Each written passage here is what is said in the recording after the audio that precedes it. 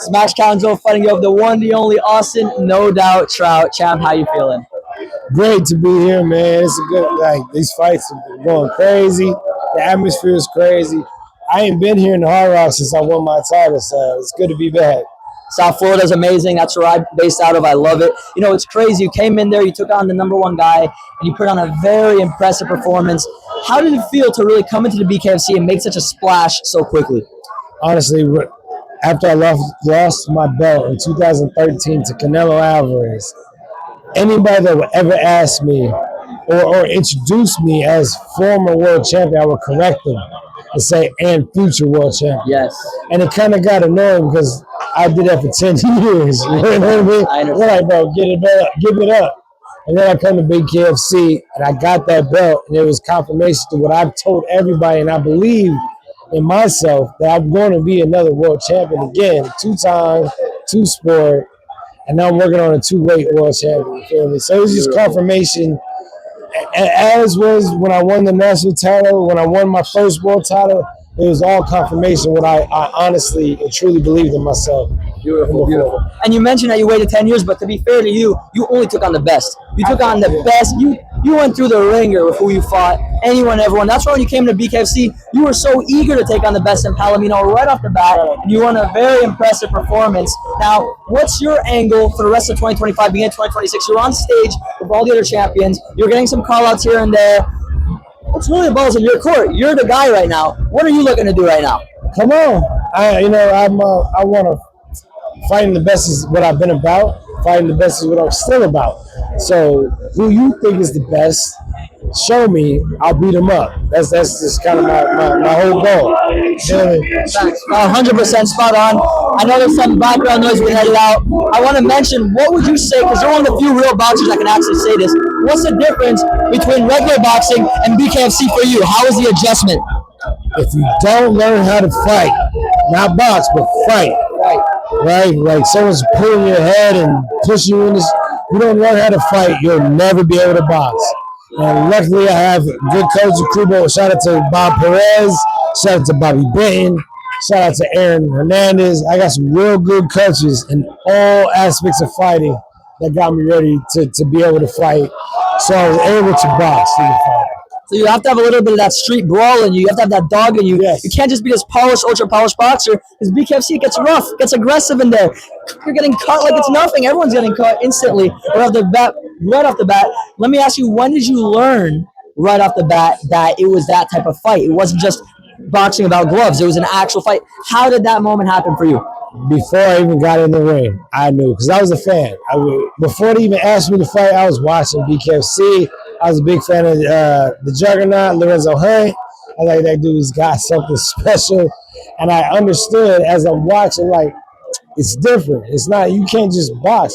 Mind you, I watched Paulie Malignaggi, who's a great boxer, get whooped by Ben Askren, who's not a good boxer at all. So that was it's a turning point for you. Exactly. Yeah. That's an equalizer. Squaring up is an equalizer. If you're tough enough, you can make it equal to a person that's got better skills. Now, I feel I got better skills than everybody in the BKFC roster. Yeah. That's a fact. I feel like that's a fact. But I also feel like that doesn't really matter, because if I can't fight these assholes, then the skills don't matter. For sure. So, excuse my language. No, you're good. Don't worry about it. But as long as I'm able to fight, and I can fight too, and thank God for that, because if I was not able to fight, I would not be able to box. You got to have that dog in you. And we saw it. You took on Palomino right off the bat and put on a tremendous display. You've been around the block. You're a true legend in the sport of combat fighting, for what you did in the pro fighting and now the BKFC. What would you tell? You're good. You're good. Congratulations. What would you tell young guys? Because a lot of young talent here. What advice would you give to the young generation following your footsteps to be as successful in this sport as you've already been? Prepare. Focus on your boxing is great. If you got a good boxing background, that's great. That's not good enough. You got to go out to other styles, other disciplines, right? MMA, Muay Thai, Greco-Roman wrestling is another good one. Go learn some of that clinch works because again, Muay Thai is a lot of hand work, hand defense. Boxing is not enough. If you're a great boxer, that's good. It's a good base. You don't get good at some other stuff because boxing ain't enough. Like I think BKFC is like a perfect equalizer for so many different styles embodied in one. That's so true, and it's actually so interesting because did you ever expect as a pro championship boxer that you'd have to learn Greco-Roman wrestling at any point in your life?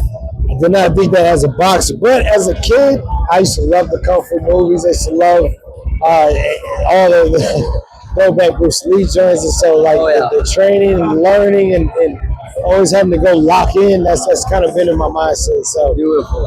This made me lock in for real because I didn't know. I had to learn a lot. Like boxing, I don't need to learn boxing. I got that. Yeah. I got that. Just fine tuning. Yes, but the learning the other styles that makes this sport a complete sport. Makes you feel like a prospect again, I'd imagine, right? It took a montage. Beautiful. Like the Rocky moments, right? Yeah. So to close out, what would you say is the final message to all the fans watching? What would you tell them? Burn-up is here to stay. It's the wave. And like most waves, you either can ride it or you get swallowed by it.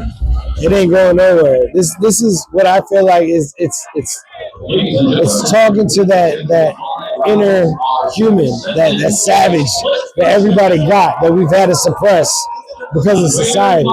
Just talking to that inner savage in all people, and they love it. Look at these people. Look at it. This is the reaction. Actually, about to get a crazy reaction right now.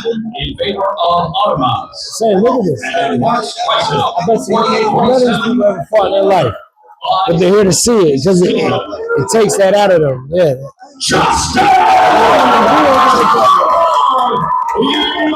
Look where you are. I love that.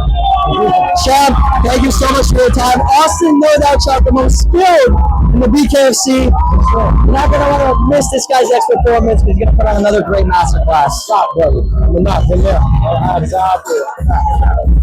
Great to reconnect with you, champ.